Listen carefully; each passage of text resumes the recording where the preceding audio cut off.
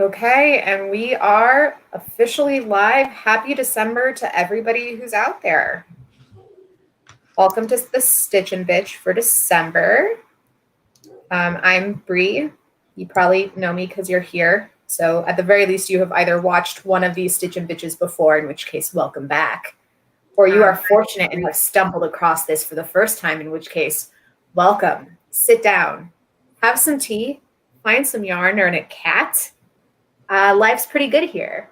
Let's go around and introduce ourselves, huh? Sure. I can go first since I spoke up first and I have the cat. My name's Diana. I'm bookish Di most places on the internet, and this little gremlin is Luke, and he's currently stoned out of his mind because I gave them catnip.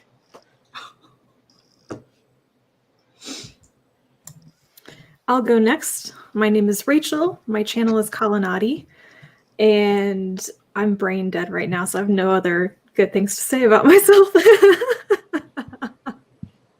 And I'm Rhea from the channel Bookfinch, and I also brain dead, but because of a cold. So, you know, it's a nice year-end stream. Everyone's sort of out of sorts and out of their mind. We're ready for this year to be over. We're so close. And in my case, ready to have some vacation. I have 2 days of work left this year, and I can't wait to get it over with. Yeah, I have 3 days, and I'm mentally in that exact same boat. Everybody that I work with is just like really mentally checked out. So I'm like, I have to work Monday and Tuesday, but nobody's gonna be around. I'm probably not gonna get anything That's done. almost my favorite part about working at the year-end holidays is like, no one is really pretending anyone is getting anything done. Right. We're doing bare minimums all around. Yep.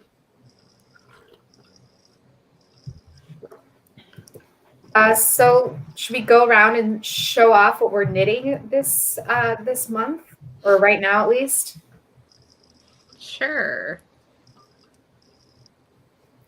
Di, you already started, so why don't we start with Rachel? I am one round, one bind off, and a few loose ends away from being done with my dad's Christmas sweater. The goal during this live show is to complete this so that I can wet block it this evening, and then I will be 100% done with my gift knitting, and I can start whatever new projects I want to. So yeah, this poor sweater has been slightly cursed. It's got so many flaws, but I am gonna be done with it. And it'll probably be the only thing I'm able to hand my dad on Christmas, because all of my other presents that I've ordered for people are stuck in the mail. It looks phenomenal, though, from like what I can see from the camera. It looks cool, and I love the color scheme of it. Yeah, it looks really nice. Unfortunately, the yoke dimensions got a little bit too big, so I've got some like bulging on the front. And we'll see. Blocking is magical, so once I block it, it may be fine. I have my fingers crossed. But I've learned from this that I should never promise gifts that involve color work, because I am truly terrible at stranded color work. I'd be very surprised if that were actually true, because I know just how meticulous you are. This project is an exception. This project has just been kind of doomed from the beginning, but I'm going to be practicing color work, but not with garments. I'm going to be doing accessories and, like, you know, not investing quite as much time in things as I'm practicing it.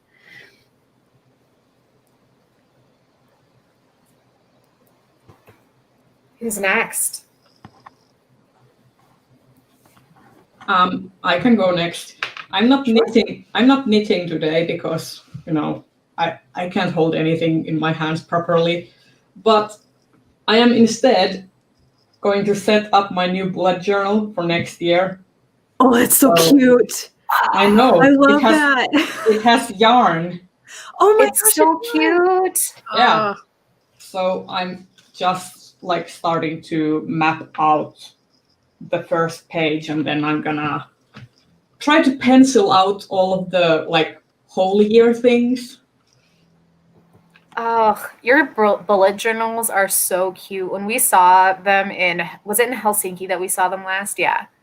No. Dublin. Dublin, yeah. Dublin. And when we saw them, they were just so pretty.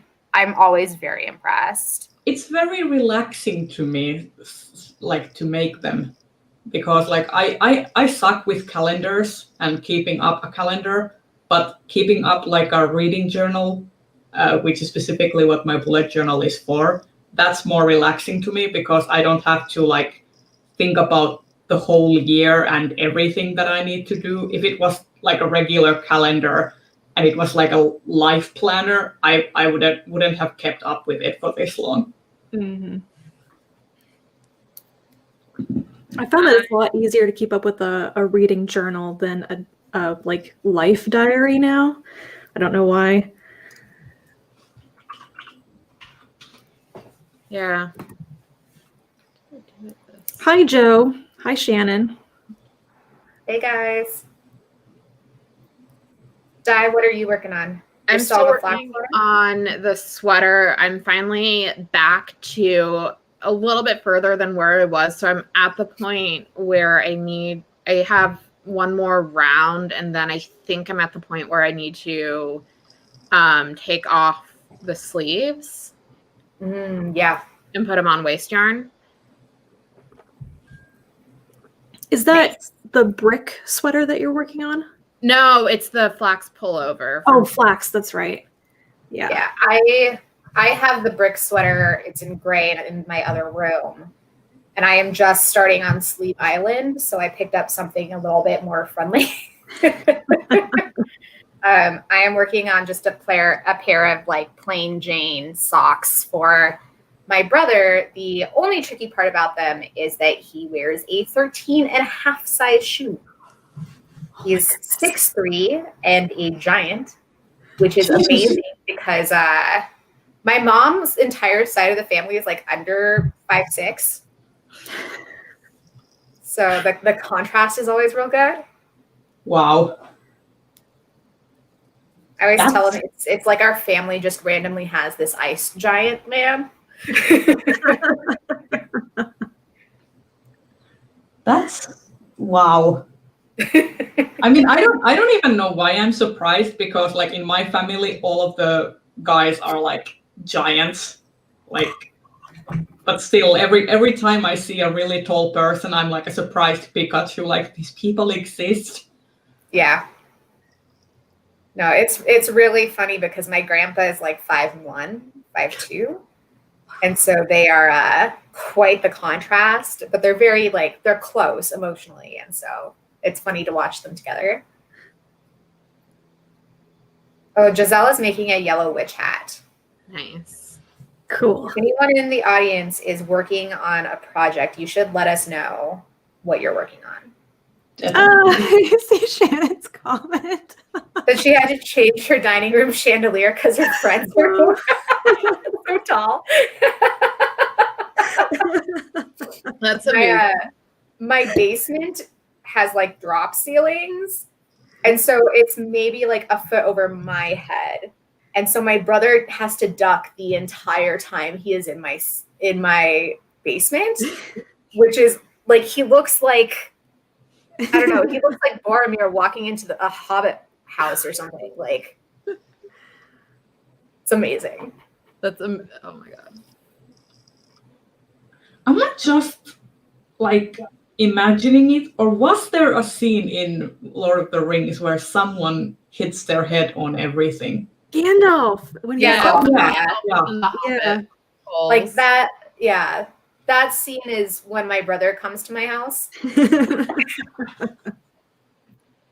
I mean, I'm not a tall person. Like, I'm very average height, but my friends had this, like, it was not a chandelier, but it was this huge like wrought iron like white lamp, and I would always hit my head on it when I came over and tried to sit on their couch every single time. So when they moved, they just replaced the whole thing.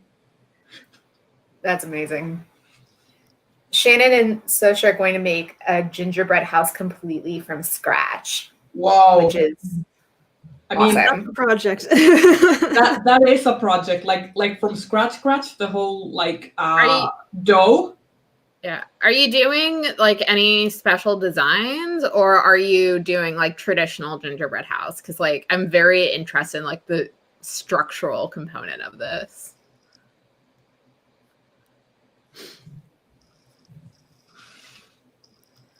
Yeah, we made tamales yesterday, and Yes. well, my grandma normally makes like a ton of tamales because she'll like host a party and everything, and so it was a smaller batch. Like she was like, "Oh, I only ordered like 15 pounds of masa instead of the normal 40." I have had my eye on finally doing some tamales myself because I like hand rendered my lard this year.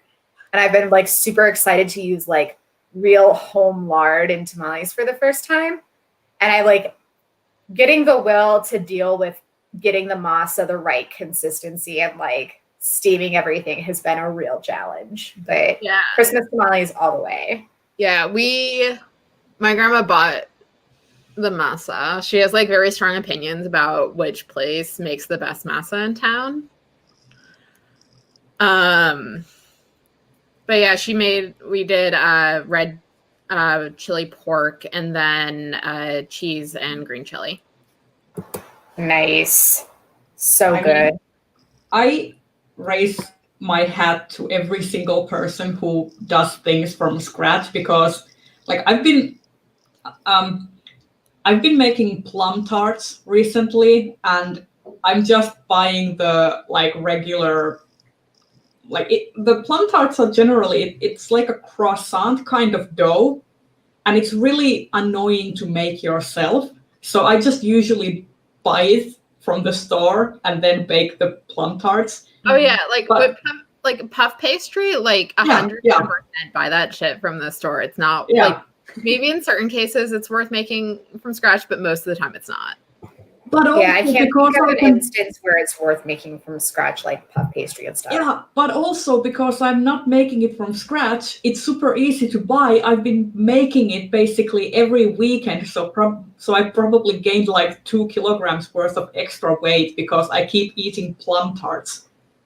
Here's the thing, though, is that now that you've said that you're making it this frequently, I'm a little mad because one, I would like some, and two, you haven't put pictures on Instagram for me to see.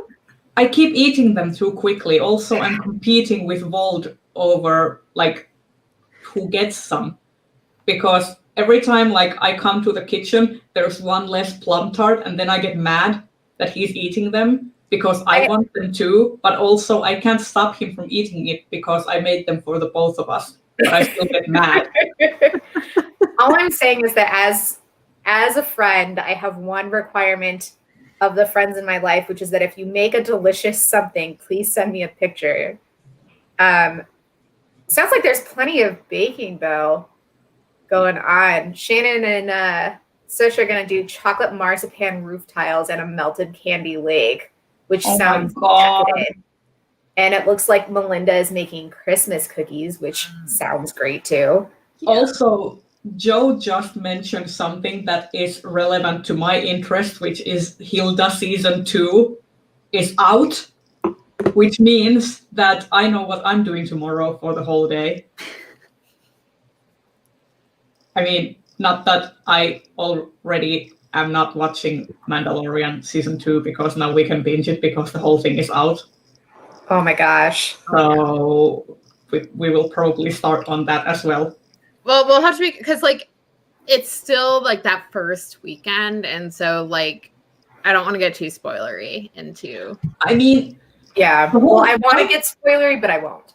I have managed. I don't know. I don't have any words muted or any people muted or anything, and I have somehow by some miracle, I have managed to avoid every single spoiler about the whole season. I know nothing, and it's great. And now that I've said that, I have probably jinxed myself, and tomorrow someone will reveal everything just as I have started watching it. I will say I am like the one thing I have to say is that and this is not a spoiler, more of a commentary. Dave Filoni stopped trying to direct live action challenge because you cannot do it. I say this with like a great fondness in my heart for the Clone Wars and Star Wars Rebels, but Dave Filoni cannot like his episode this season was better than his episodes last season, but that is not saying much. I cannot. This is not going to be spoilery. I love the ending for Moff Gideon in this. That's all I'm saying. That's all I'm saying. Yeah. There, you have that eventually when Rhea, you are done watching. I will probably be. We're probably going to be done in a couple of days. I mean, Vold is like my partner is usually the one who like resists the urge to binge. Andreas suggested that I watch Glitch, and I started watching it on Netflix, and suddenly I am in the end of season 2. So that happened. The thing we watched most recently is Wolfwalkers, which is the song of the sea. It's so pretty. Really, you would love it.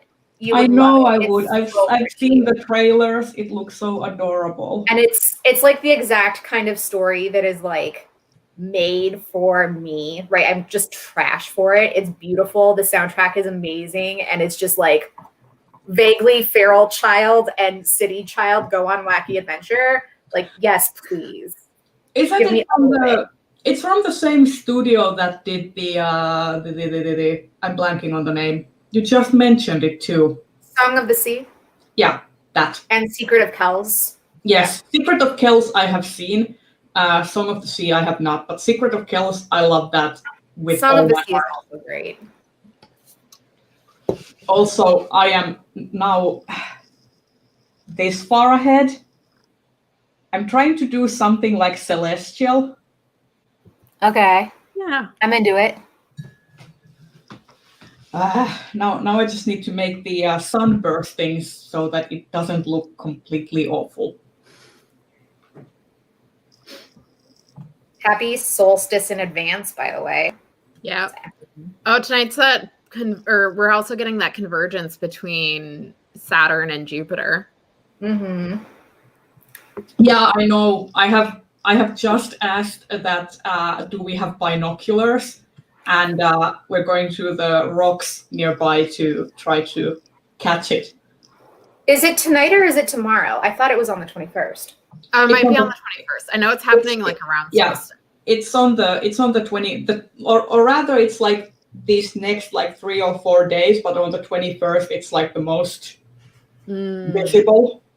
I'll have to talk Zach into going somewhere like really dark so we can get a really good view. Yeah, it's gonna be great. I mean, I'm sort of sad that I don't live. Like, this is the only reason to be sad about not living on the countryside, and that is the lack of like light pollution. Because back when we lived in the most rural East Finland, we had like my dad bought my brother, because my brother has always been into like astronomy.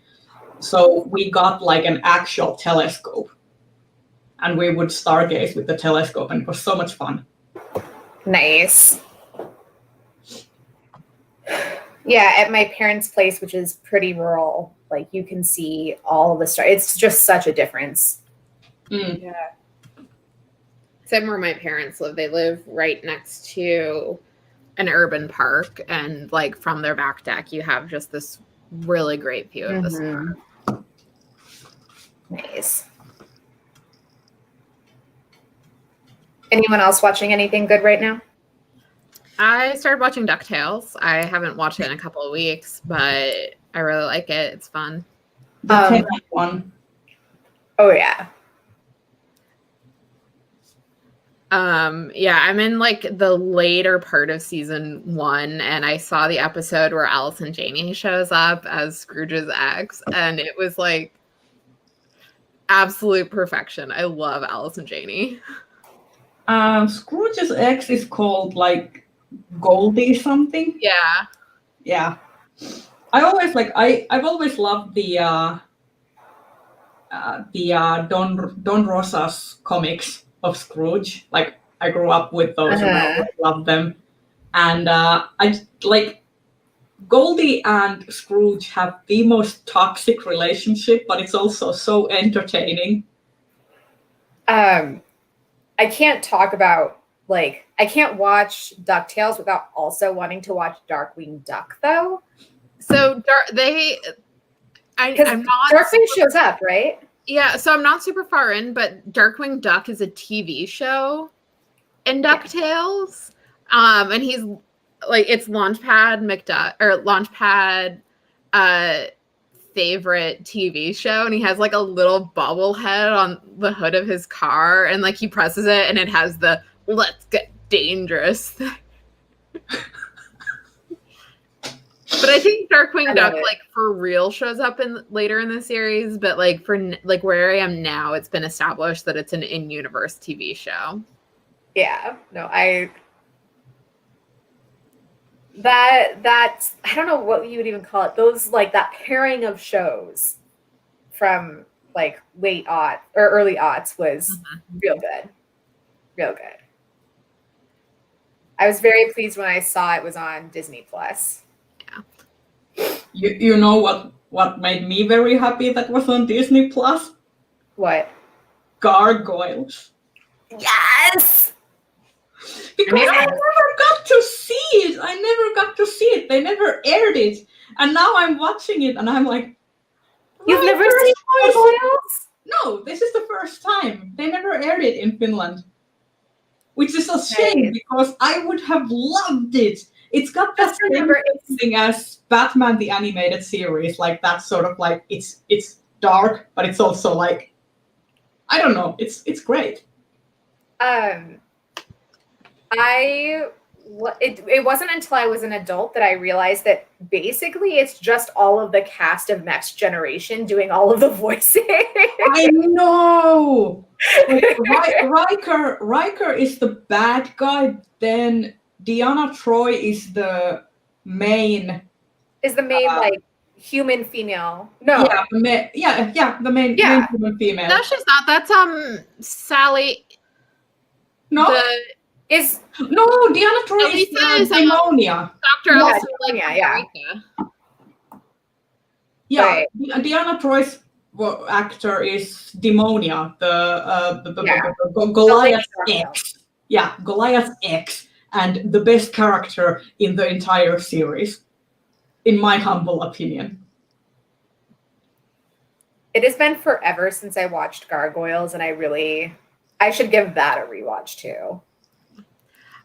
I keep meaning to get like somewhat related because she shows up as like one of the actresses who plays Teal'c's wife. I keep meaning to get back into Stargate, but I also am just like, it's 200 episodes. Why would I do this to myself? That's a real feel. I mean, because it's Stargate and Stargate is great. So I made it through, I think I was in like early season 5 the last time I tried watching it. And like, I have vague memories of like it being very like what happens. But also I'm just like, it's 200 episodes. I mean, I watched the Stargate SG-1 was the one that I watched when it was airing, just like I watched like Farscape and stuff. So it's like a huge nostalgia grab for me. But I remember when Game of Thrones started airing, and I had just started watching Stargate Atlantis with my then roommate, and I realized that Jason Momoa is one of the characters in Stargate Atlantis, and I was like, what? This is wild. One of my favorite characters. Yes, I loved him in that show. I mean, it's hard not to like Jason Momoa, like in the things that he's in. It seems like he picks projects almost exclusively that are just gonna give him like 80s kid joy. Yeah. Right? Like, he's gonna be the like big brutish Arnold Schwarzenegger type in whatever it is he's in, and he loves it. But I also You know, don't I fault him respect for that. it because I he respect seems that. to have so much fun. The only thing I didn't like about Aquaman, aside from the fact that its plot was incomprehensible and the younger brother looked about 30 years older than Jason Momoa. So those two big things. I mean, Brie, if your older brother looked like Jason Momoa, I would think that you two would age rapidly. Actually, I want to know Here. if Wilson is older or younger. I You think keep he's talking. I'm just going to look this up. Anyway, aside from that, the only thing that was like sad for me, the real sad point, was that Jason Momoa doesn't even make an original Aquaman costume joke. Right? Like I was hoping we'd get that in there because the Aquaman, like the traditional like orange green Aquaman outfit would look absurd on Jason Momoa. And I just needed like a little bit of like, we know this is a thing. Acknowledge it. Yeah, so Patrick Wilson is about 6 years older than Jason Momoa. Patrick Wilson plays his younger brother. Yeah. That was Wow. a choice. Well, because Patrick Wilson can do smarmy very well. Yeah. It's just like the contrast between him and Jason Momoa is so distinct. Just like, oh man, I don't believe he came out of the same woman. I don't. Probably not. Speaking of smarmy, I finished watching the latest season of The Crown. I was so depressed after watching that. Please tell me I'm not alone. I mean, after that, I went and watched the documentary, Princess Diana in Her Own Words, and I got even more depressed. And I just kind of hate everyone. Oh, No. yeah. I would not recommend. So I loved it, and I like it by itself. It's very good. But if like you're depressed about Princess Diana, do not listen to You're Wrong About's 5-part series on Princess Di because it will also make you depressed. But they also go into like some of the messier details about her life, including that she apparently pushed her stepmother down the stairs. I mean, I was glad that they didn't touch because it's hard to do like this kind of fictionalized series on people who are still alive, like Prince Charles and like Diana's sons and stuff. So, for example, they didn't mention the whole falling down the stairs bit. Which I thought was very respectful in a sense because I know that in lesser hands that thing would have been milked for drama for sure because that's just because there's always that scene in like like for example like I think Gone with the Wind for example has that type of scene where Scarlett falls down the stairs and it's a whole thing. Yeah. I haven't been watching The Crown because I haven't started it, but I did get the Mrs. Crocombe cookbook. I'm jealous. I forgot to put it on my Christmas wish list. I might have to get it for myself in January. It's chunky and like the paper quality is amazing and you're going to love it. Please tell me it's almost like a coffee table book and has a lot of pictures. It is not quite a coffee table book. Here, hold on. Let me finish this stitch and then I will go grab. Yes, please show it to us.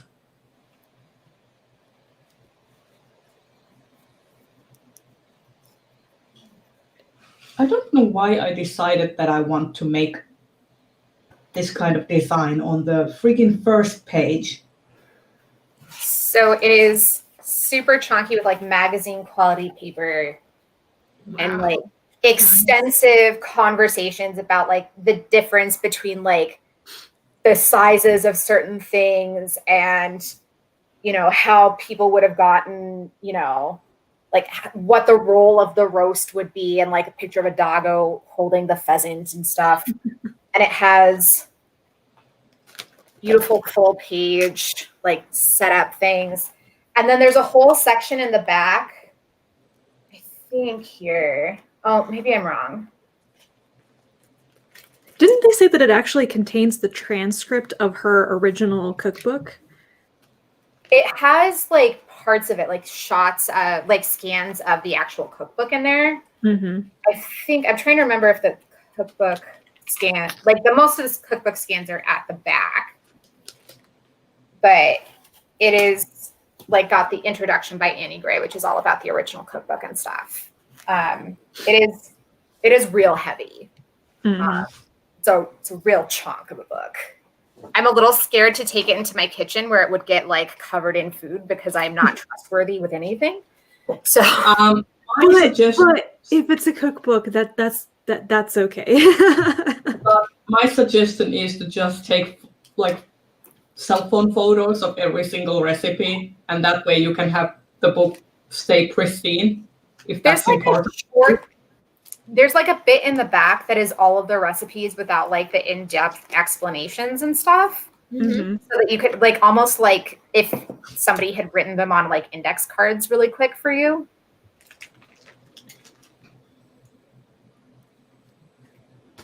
Oh man, that reminds me of like the time like my mom had this like box, like this kind of almost like those floppy disk containers.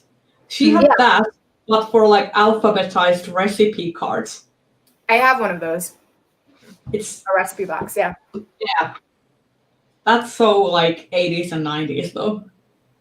My mom has like 2 big binders of just photocopied recipes and things that she's written out by hand.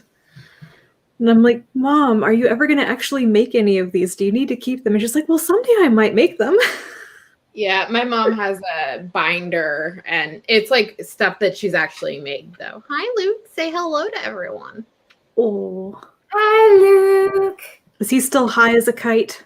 I don't know if he's as high as a kite, but his sister is currently under the bed, hiding from him. Also, I can't find my darning needles. Or like my tapestry needles. And I don't that's know. not fine.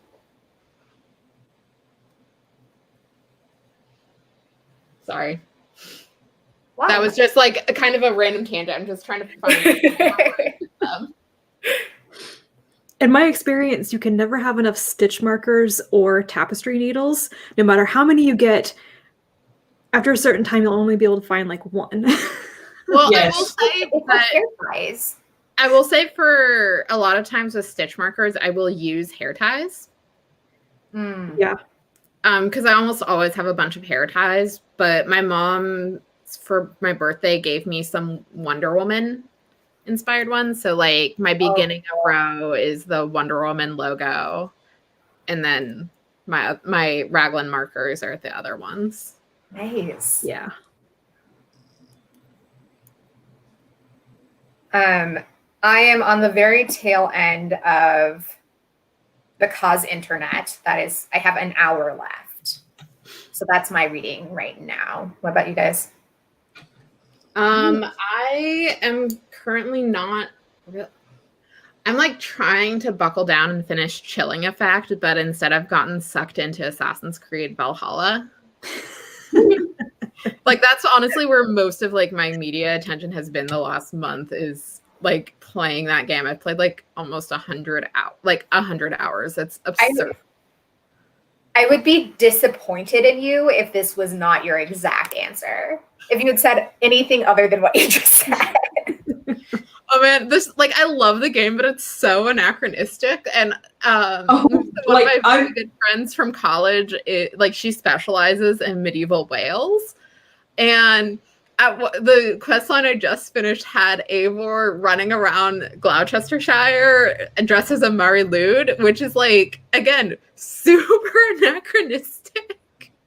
I mean, I can't take anything seriously with that game because of the whole hair thing and, Yeah, and like face tattoos and everything, and I'm like, I I'm was sorry. telling my friend, like, I don't expect historical accuracy from a game whose entire premise is time travel via genetics. Yes, and you shouldn't, and it's okay.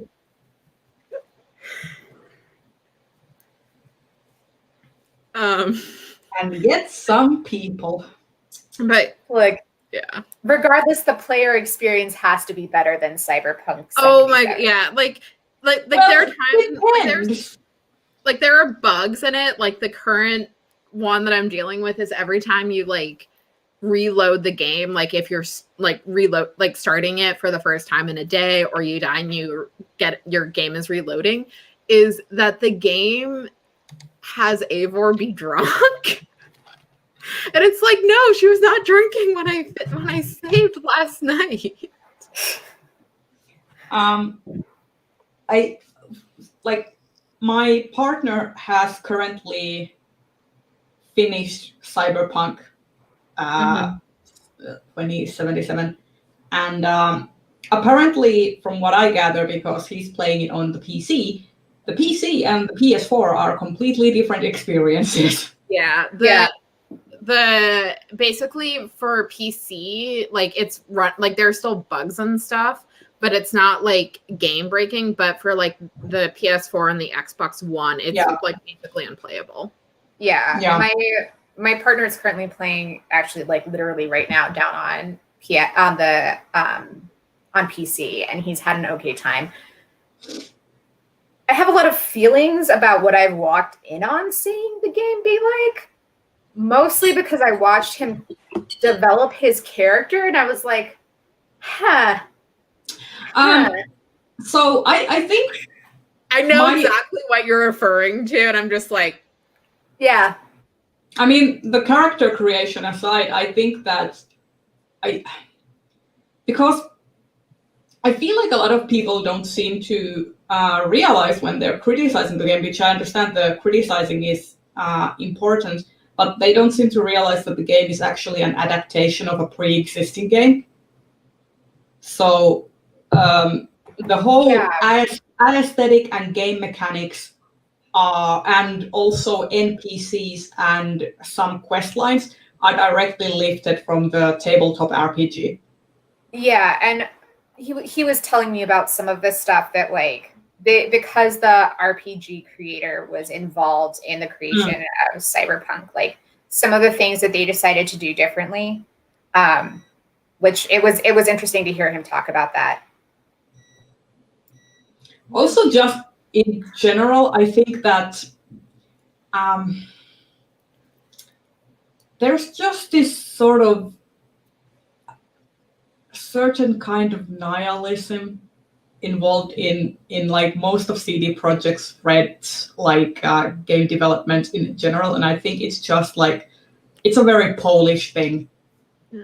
I think there's a difference though between like that and then hyping up your game for 8 years and saying like, oh, it's gonna be a great experience, it's gonna be a great experience, and then being really misleading about the fact that your game will not play on consoles. Because when they were sending out their review copies, they only sent out codes for the PC, which, as you said, that's been going fine. Like that, like there are still bugs, like the fact that if your save file is apparently over 8 millibytes, it gets corrupted and you can't get it back.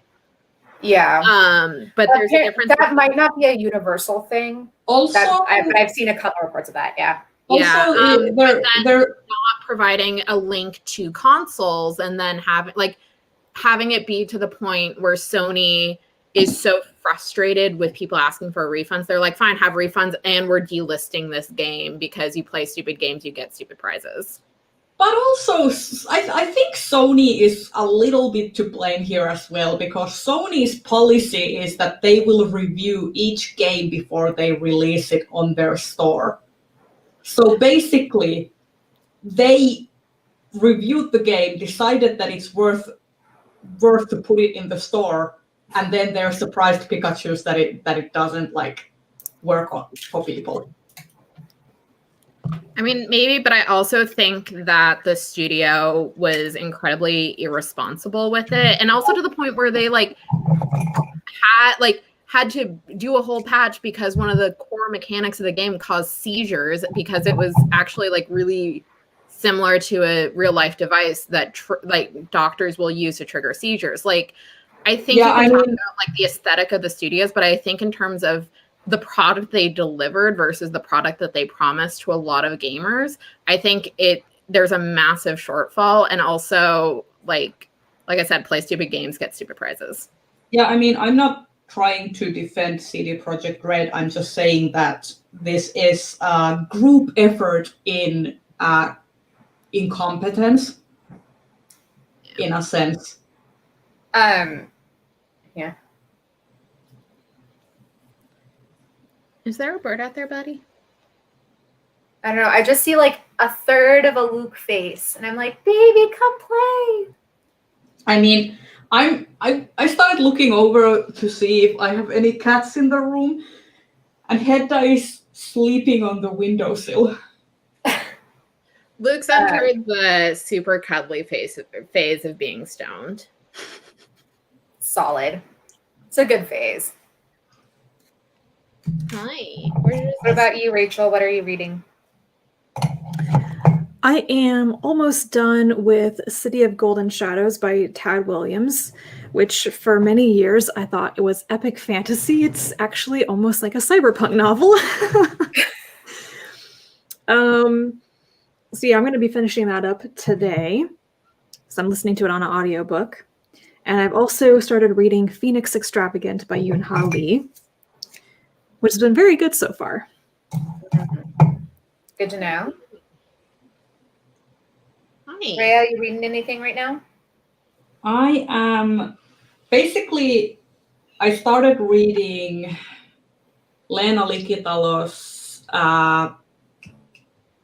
Sisters Moon book. Name is escaping me. Anyway, I read the first chapter and realized that it has the most sentient and self-aware toddler in existence. And now I'm sort of like, I'm not in the mindset where I can suspend my disbelief enough to believe that this character is like, 6-year-old or something. And I'm like, no, not in my life. No, and it's from first person too. Not in my life does any 6-year-old have that much of a grasp on language and their surroundings, which is like, anyway. So I decided to go back to my parked book. So I finished Empire of Sand by Tasha Suri, and it was great. And now I'm reading, I also finished Parable of the Sower by Octavia E. Butler, and I like that. So now I'm reading Parable of the Talents because I need to know what happens next. And I actually kind of like the juxtaposition between Parable of the Sower, which gives you a very different idea of what Lauren Olamina is all about, and Parable of the Talents, which kind of deconstructs her character and makes her seem less sympathetic than what you are expecting. Like you get it's almost interesting because the whole concept of Earthseed and stuff, the way she tells it to you in the first book, you kind of start going like, yeah, this makes sense. This makes perfect sense. I know, I am intrigued. And then the second book is like, everything you just got in the first book, take a step back and really think about it. And I'm like, wow, it's great. I'm enjoying it. Would do with a little less child things relating to children. Yeah, I will say about the second book, pace yourself somewhere in the middle because it is going to get rape heavy. I mean, isn't it already? I'm 40% in, and there has been well, plenty. You're about at the bit where it's gonna, yeah. There's plenty of that. Yeah. Also, the first book as well. I was like, okay, the third time I read about a thing, and I was like, do you have to like describe it in that gruesome? Like, do we have to go that far? Like, I get it. Can you just allude to this? I don't need to like know all the gruesome details. Just putting it out there. Sweater is off the needles. Yay! Now, for the least fun part, which is turning it inside out and dealing with all those loose ends. Oh, speaking of loose ends and projects, did I tell you that I bought the Hamilton jacket pattern? Ooh!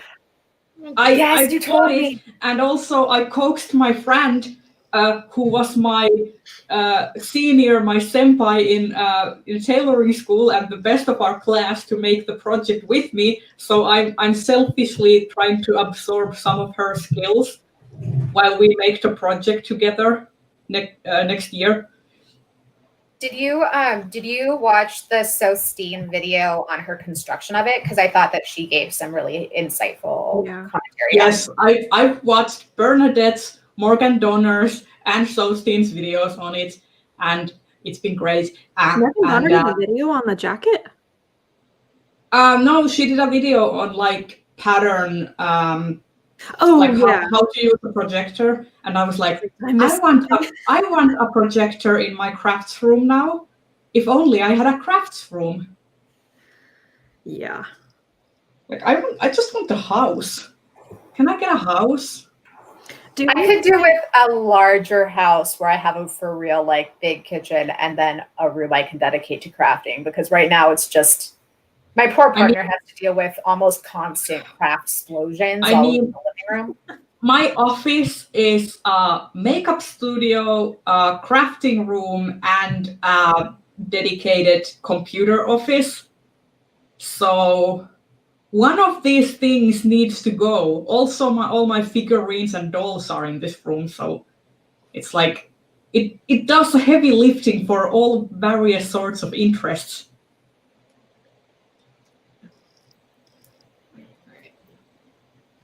Also, yesterday I watched Kamui Cosplay's video on Dremel, because Dremel had sponsored her, and I was like, this is the most like apt sponsorship ever in the existence of YouTube. Dremel sponsoring Kamui Cosplay's video on Dremels.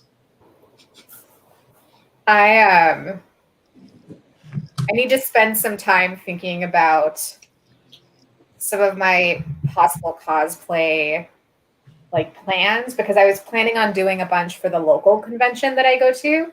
Paper mache and then Goomba? I had some like, Paper mache Goomba? Paper mache Goomba is still on. I even bought the chicken wire that's going to need to go underneath it, and I have to think through some of the structure stuff. But Paper mache Goomba is on. But some of my others I decided were not feasible. And so now I have to think through what I'm doing. Just a sec. I need to show you a thing. Yes, please.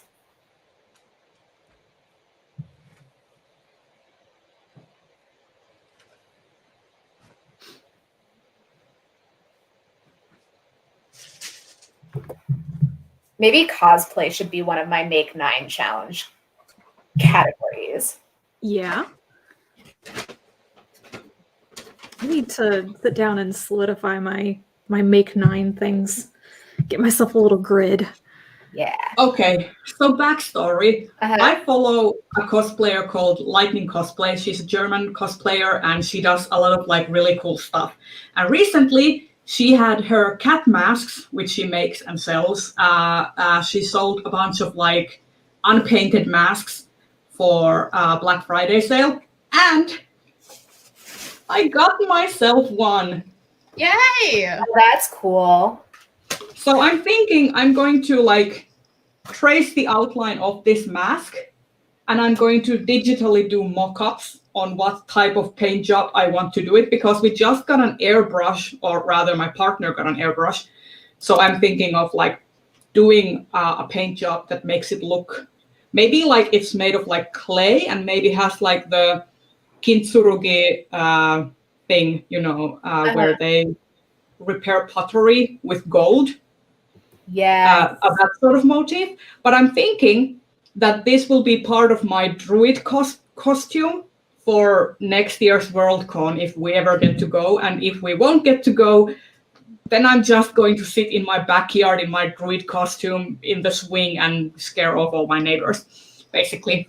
They haven't decided if they're pushing it back yet, have they? Because I know that there were rumors about December. No. I assume at some point they'll publish the results of the survey they did. Maybe. Yeah. I mean, part of me kind of hopes they push it back to December, but also I don't know how that might affect attendance, because like December is already like, I have a feeling December, like with knock on wood, with the vaccine and everything, a lot of folks are going to be doing a lot of traveling in December to see family. Yeah. So I don't know. I mean, I wouldn't mind it being pushed back a little bit, but that is a personal preference, and I have admittedly selfish reasons. So yeah. I mean, like, I would want to go, and I want to like go see friends in DC, but also like if I did that, I would probably have to time it with potentially going up to Canada, and like I don't want to leave my cats for that long. Which is fair. With me, it's easier because like I will just leave the cats with Bold. Have you guys thought about the Make 9 challenge? I know Rachel and I have talked about it. Do you know what it is? No. What is it? It's like a grid challenge. I think Rachel probably understands it a little bit better than I do. Yeah, I think it was kind of inspired by like Instagram grid layout and like your top 9 posts on Instagram. But the idea is to pick 9 things that you want to make in the year. But I've seen a lot of people starting to do categories of things to make it a bit less locked into specific projects. So it's, just what do you want to make in the next year? Oh, that's a tough question. I couldn't decide. I had so many ideas, which is why I did the categories. I figure whatever I end up making first for a category will be it. But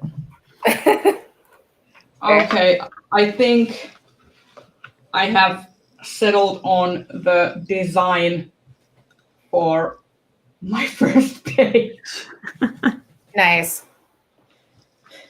I'm on the official 58 stitches on waist yarn portion of today's. Yay! Woo! I'm trying to decide how long of a leg my brother would want this to be. And the answer is I don't know. I And he always probably doesn't care too much. Does your brother always- like have someone who you can ask, like, hey, what type sock? I usually like do the standard length of the cuff, the same length as the foot. Isn't that like 6 to 8 inches sometimes? Yeah, I was probably going to go 6 to 8 inches because the idea, like a size 13 foot is giant. And so matching that length for the cuff seems like would be a little long, but I also don't know that for sure. How many stitches are you doing? Like, how do you think you're going to have enough yarn? Let's say. I mean, this is a 64 stitch because I figured that was the safest bet for being able to fit his foot in. And then we'll see. I just use the Croy sock yarn so I can go to like a Joann's and pick up extra if I need it.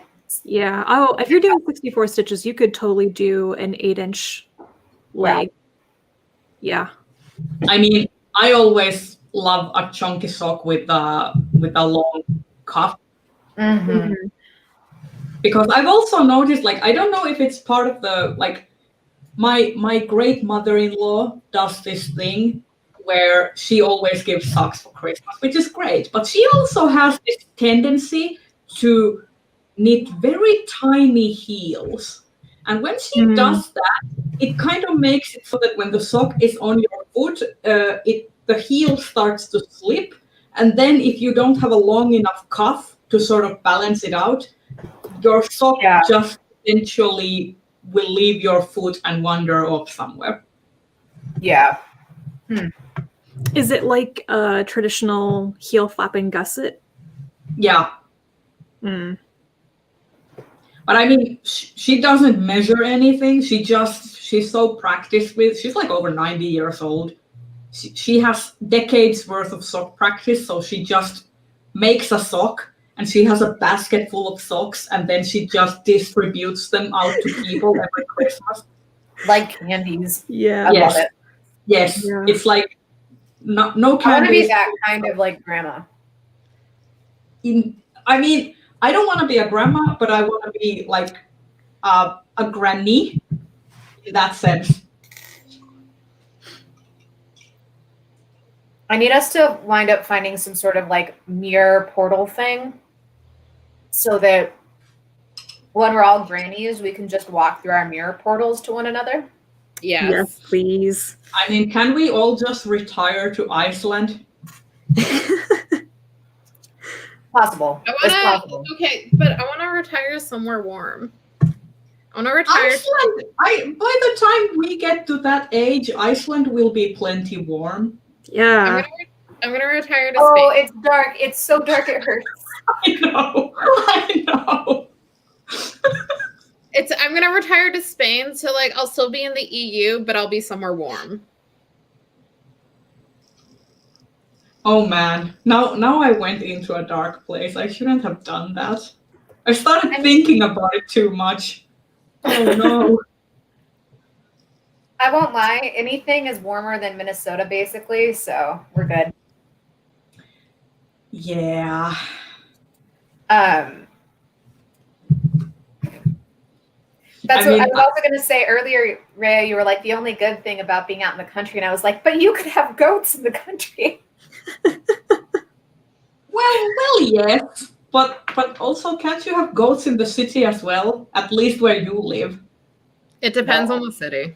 Yeah, it depends on the city. But I don't have enough space. Even if they were allowed, I don't have enough space to like make it doable for them. I want a yard. I was just like my friend sent me pictures of their new rescue chickens, and I'm just like I'm so annoyed because I want to go out and pet them, and like I want rescue chickens. I want Finnish heritage chickens, and I just want to like see their snarky faces in the morning and Look, stuff. we all know I'm a fan of We're chicken judged life. by a chicken today. Yeah. Yeah. I want to be judged by chickens and ducks. I know And if I cats. got a chicken, my sister would never visit me again because she is like actually legitimately terrified of chickens. That's funny. Her preschool had chickens, and one of them, she got too close to the chicks, and one of them took offense. Yeah. I remember we went and visited like what's the word for like a chicken coop but for pigs, like a piglery? A pig pen? Yeah, but like a big one. Like there were so many pigs. House. Yeah, and I got to hold a little piglet, and it pooped on me immediately. At the Minnesota State Fair, they have like an animal birth house, and you can hold like 20-minute-old baby pigs, and they're so small and they're so cute, and I love them, and they're fuzzy. You don't think that they're going to be fuzzy, and then they are. I don't know if I would want to be in a birthing house. But then again, I've also been like back when my aunt and uncle had like a dairy farm. Like you would always like if ever there was a cow that went into labor just when you were visiting at the coffee table, you would get wrangled into helping out. And because they pull the calf out with a length of rope, and you would be like trying to pull it out. It's not fun.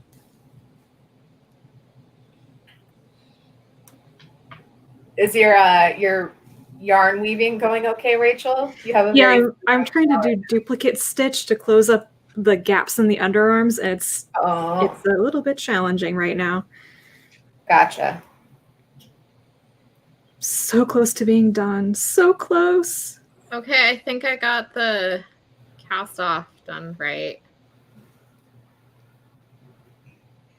Nice. It looks like a sleeve. Yep. All right. Look how productive we're all being. Good on that. I'm just trying to find bullet journal spreads that I can shamelessly copy from people who are more well versed in bullet journaling than me. I did not make my own bullet journal, but I did get the Always Fully Booked from Little Inklings Design, and it's so pretty. I'm like afraid to write in it. I mean, I love these Kompoko bullet journals. They're like dot gridded, and I also have this one from them, and it has like they all have like these metallic foiled edges, which is great. But this one I use just for regular journaling, like writing my thoughts down. Uh-huh. And it's very good quality. Come on. Luke, I just find it so funny that now my new bullet journal is like this. This looks so fancy and nice.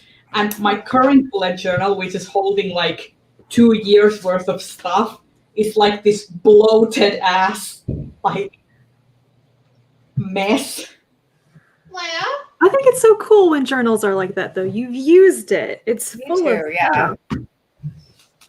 Like it's because I use so much washi tape and glue stuff in it, so it starts to like bloat. I actually need a recommendation for what kind of journal to get that's flexible, but I can put lots of stuff in, because I need a place to store like all of the yarn bands and tags and stuff from craft projects, and it makes it so big. I was trying to do that in my existing journal. It's like a hardcover one, and it was impossible to staple things into it while also writing on the other side. And I was like, I don't know what to do. For that purpose, I would just get like a little ring binder and get like.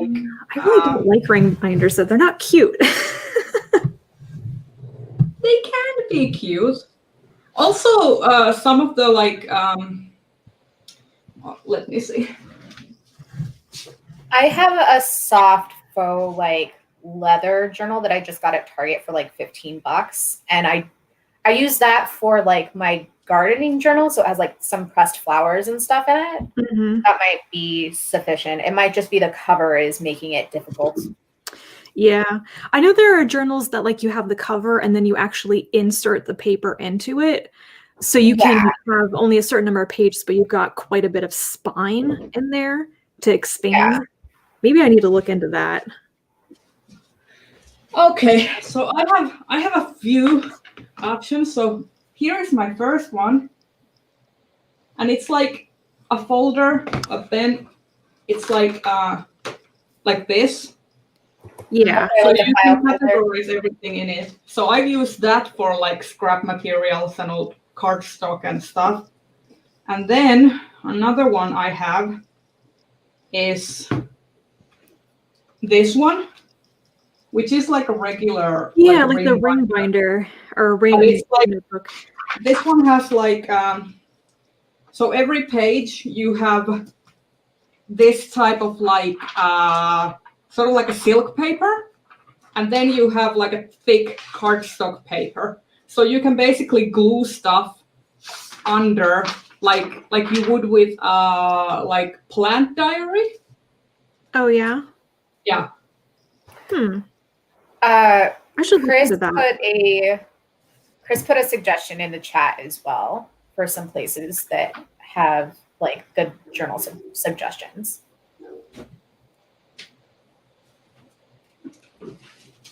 Yeah, I'll look into that, Chris. I have too much stuff in my cupboards.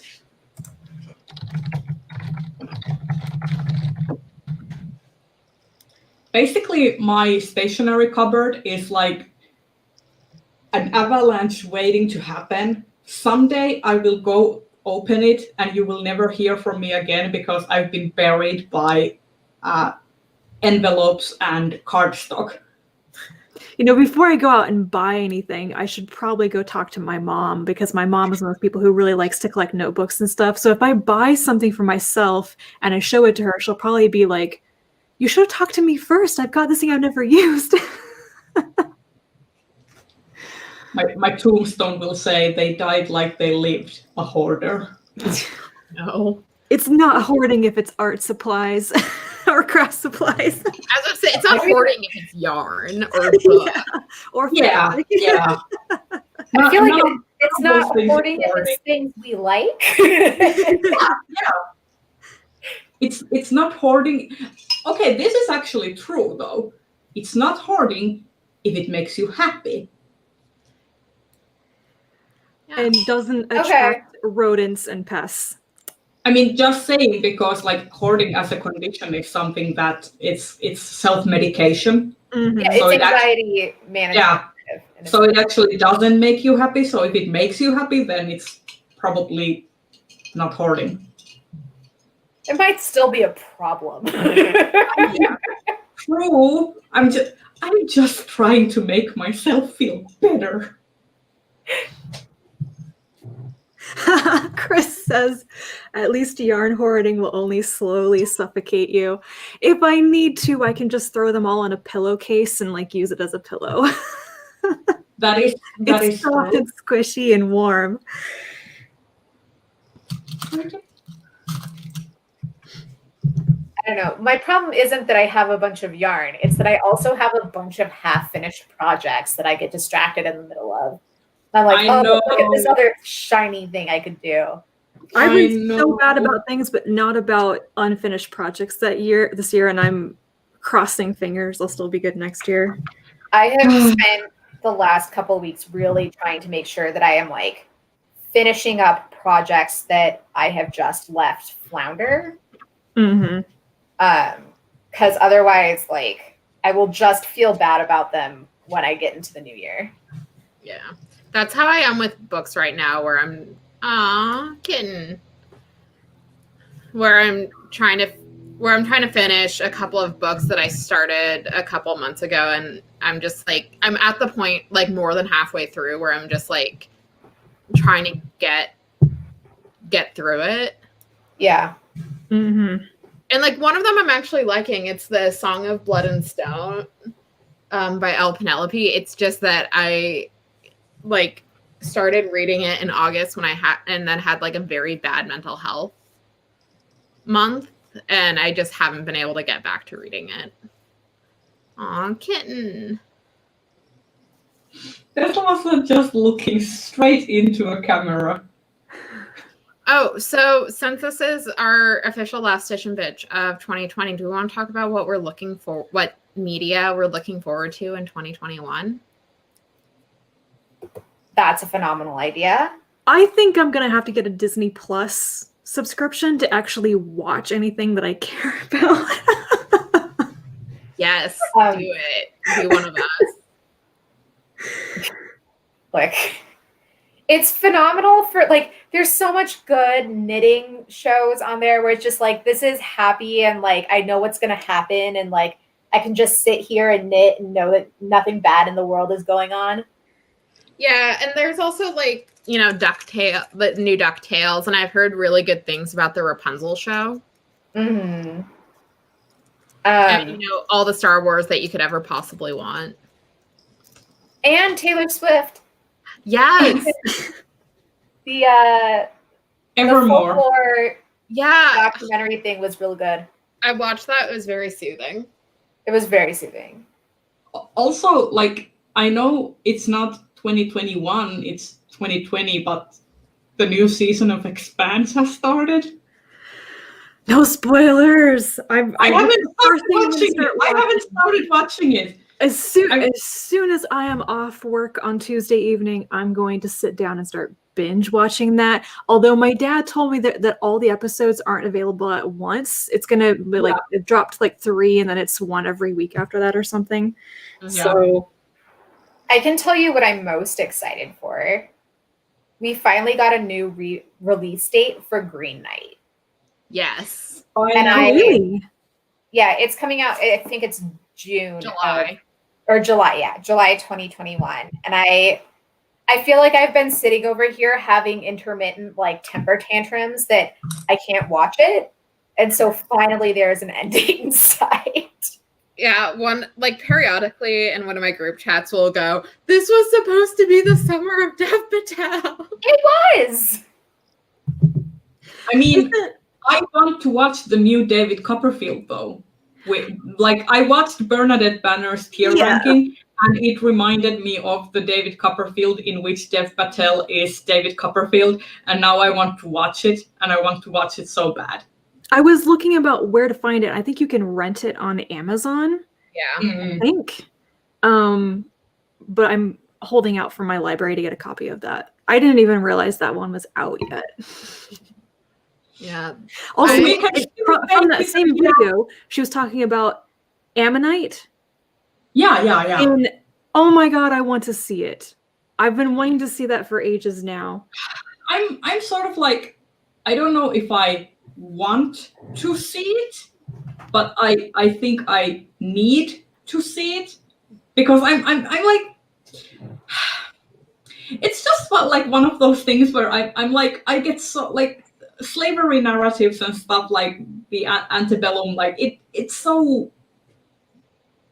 The only reason I would watch Antebellum is for Janelle Monáe. Oh, that well, awesome. I mean, also, I think the whole creative team around it is like majority Black.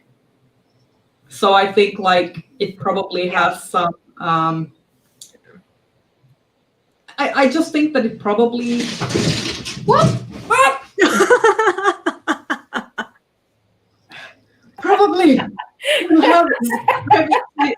like handle the topic with more grace.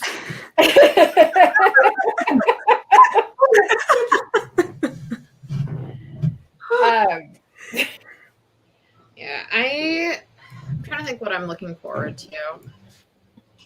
I think most of the Star Wars I'm looking forward to is coming out in 2022. So. Oh yeah, fair.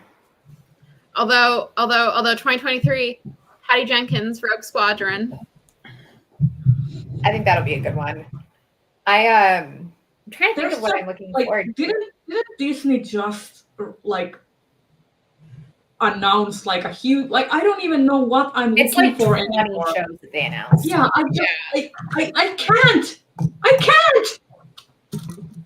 Mostly I can't with the fact that some of their shows are like, we decided to reboot Turner and Hooch.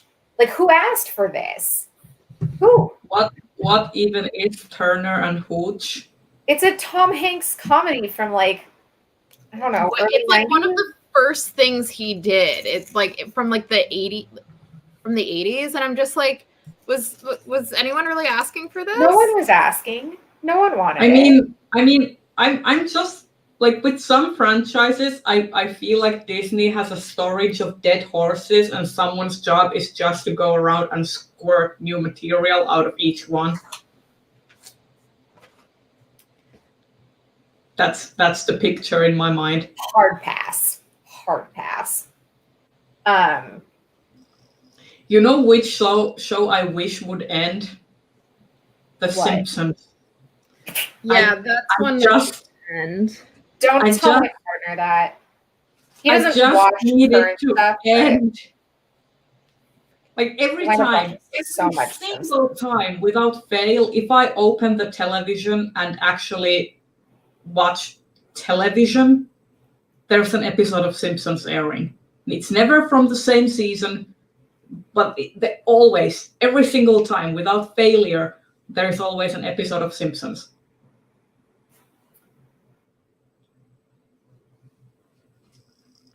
You're muted, Brie. Oh, I was saying, what's coming out as far as book releases? Because I've been really bad about keeping up to date on what's coming out. I think Well, we're getting to do Aliette de Bodard novella in February. there's going to be a P. Jelly Clark Cairo novel in 2021, and I think Witness for the Dead by Catherine Addison is going to be coming out next year. Yes. Like, oh my god. Also, there's going to be Tasha Shuri's new novel with the Indian-inspired setting and lesbians. Nice. We're also Am I remembering correctly that there's supposed to be a new Becky Chambers out too? there's Yeah. gonna be Yeah. February. On my Solid. birthday, no less. Plus the beginning of that new novella series she's doing with Tor. Yeah. It comes out like only a couple of months after the last of the Wayfarer novels. Yeah, and then we're also getting a new Melinda Lowe Last Night at the Telegraph Club, which I'm really looking forward to. And we're also, I have a list of books. Also, Ruthless Lady's Guide to Wizardry by C.M. Wagner. She wrote Unnatural Magic last year, which it didn't get a lot of buzz, but I really enjoyed it. It had a lot of really interesting stuff with gender and world building. And this book is set in the same world, and I'm really interested in seeing what happens. There's a new Nnedi Okorafor book, After the Rain, which is coming on January. Is that one the comic? Because Remote Control is also coming out, and I thought that After the Rain was one of her forays into graphic novels or something. Well, maybe I'm wrong about that. It might be. I'm just in January, I think. I swore that somebody has read a review copy of that and talked about it recently. I don't know. I haven't logged into NetGalley in forever. I could see what's on there. I'm currently looking at bookreleasedates.com. Concrete Rose by Angie Thomas is coming out in January as well. Desolation Called Peace by Arcady Martin should be one of the first things that I pre-order after Christmas. I'm so excited. I need to buy that because obviously. Hold on, I'm pulling up my Goodreads as well. We're getting a new Anne-Marie McLemore with the Mirror season. It's their take on the Snow Queen. Oh yeah.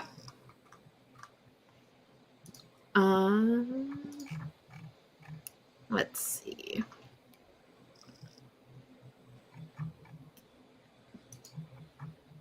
Oh, I forgot. We're getting a new Graceling book, Winterkeep. Yeah. It looks like we're getting a new River Solomon book too. Oh yeah, they're the Sporoland book. Yeah. Oh, E.K. Johnston has a new space opera book called Aetherbound that sounds really cool. It's like the Fisher King combined with the cod fishery collapse in Newfoundland. Okay. I could be into that. Let's see what else. The Unbroken that by C.L. Clark. It's coming out from Orbit, I want to say.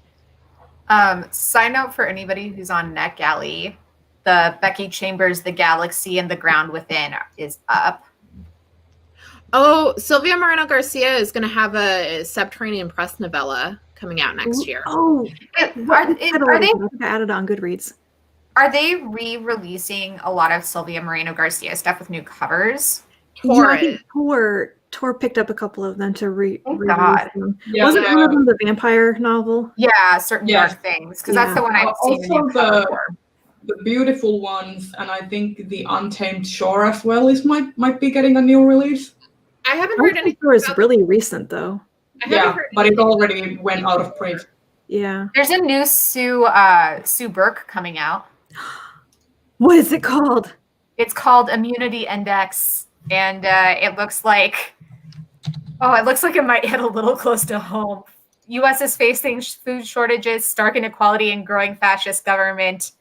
There's a gifted geneticist. There's rumors of a virus. Oh my And a god, how cover-up. did I not hear about this before? Must be a Thursday. Oh, I forgot yeah. there's going to be the sequel to The Golem and the Genie out. Oh, is there? Yeah, That's oh a my long God. time Yeah, coming. it's called The Hidden Palace. Okay.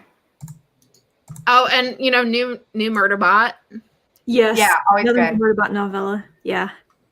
Let's see. Operator's remote control looks really cool, though. The cover, I mean.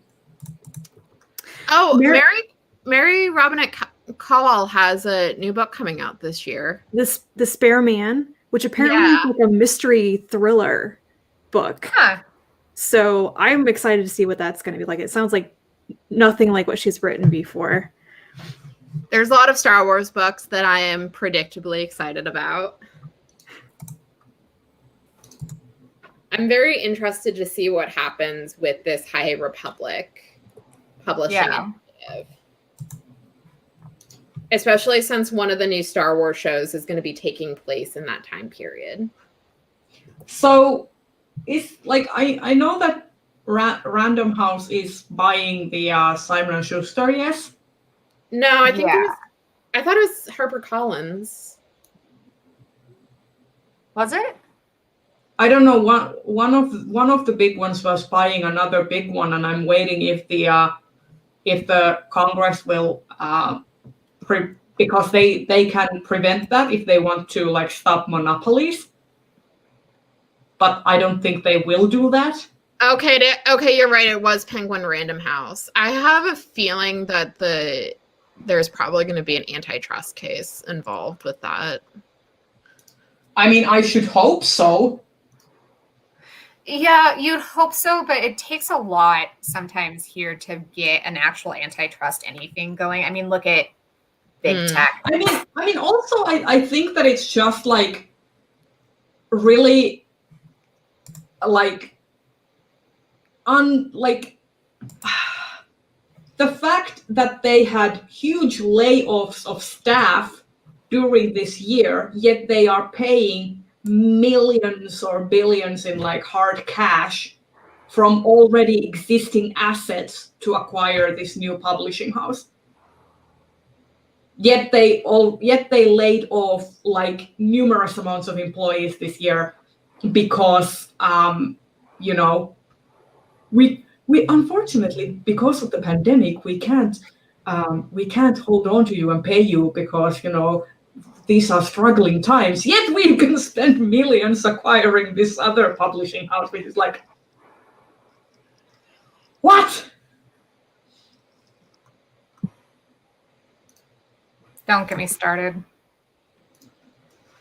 Also, apparently, Ursula Vernon / T. Kingfisher is going to have a novella out from Tor later in 2021. Which I'm here for. Yeah. Anything. Let's see. New Zen Cho is this year as well, or next year.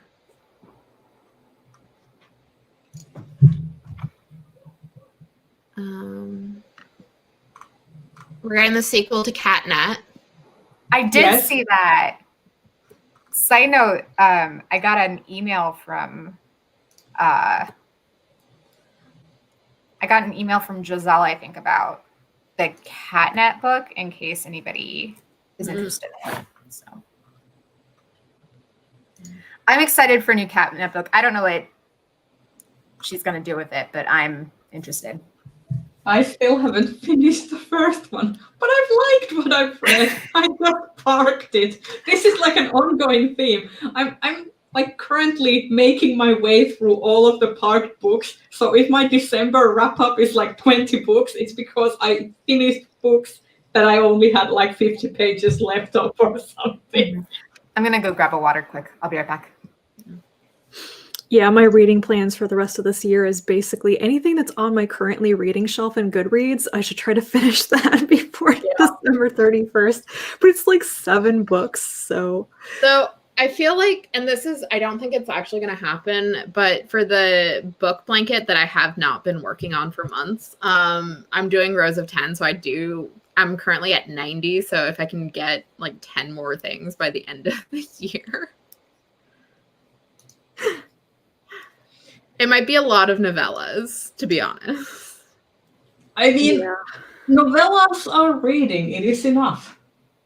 This is why I love having Hoopla access, because now I'm like, I can just read a whole bunch of trade comics. Yeah, I can do that too. I think I actually have Nimona checked out because I was supposed to read it for a book club, and then the book club time just didn't work for me. Nimona is great though. Yeah, I haven't read it. But it's also like I'm currently having a little bit of like mixed thoughts about it though, retroactively, because earlier like a couple months ago, Noelle Stevenson like really showed her ass. Yeah. On with regards to like She-Ra and the whole thing. So there was that incident. But yeah, I haven't read. So I read Nimona when it was coming out in installments, but I haven't actually read it in its completed form. So it'll be, I think if I get around to reading it this week, it'll be interesting to see, just because like I did read the serialized version where you did have to wait between page. Yeah, so it'll be interesting.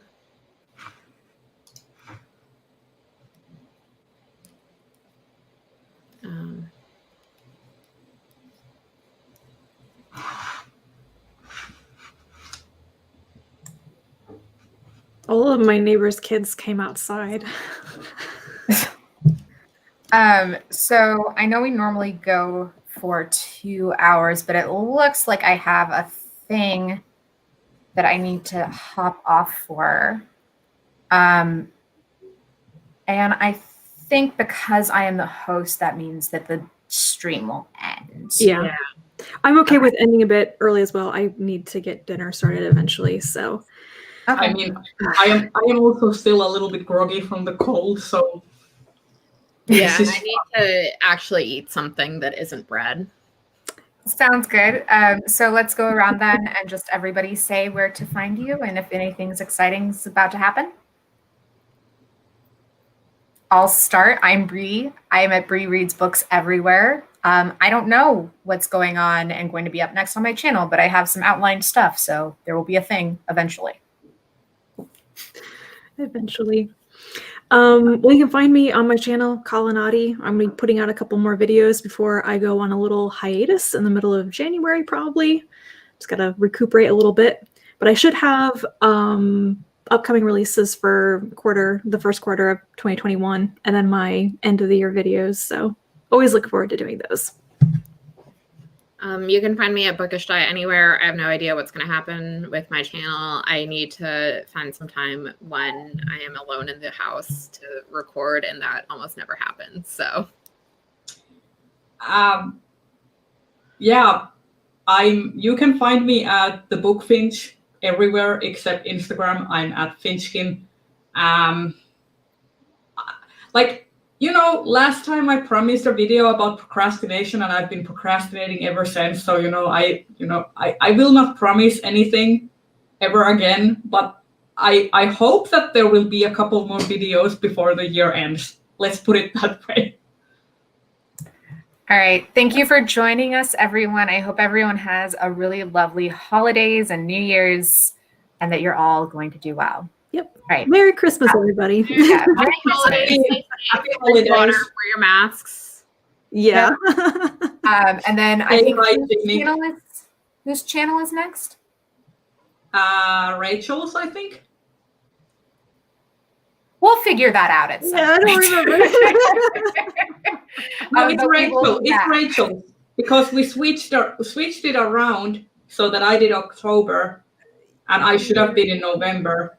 So Rachel took my place in November, So it should be Rachel's next if we go back Maybe, to yeah. the original rotation.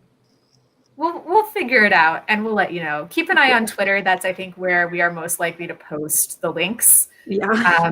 And we will see you guys all later. All Bye. right. All right, Bye. Bye, guys.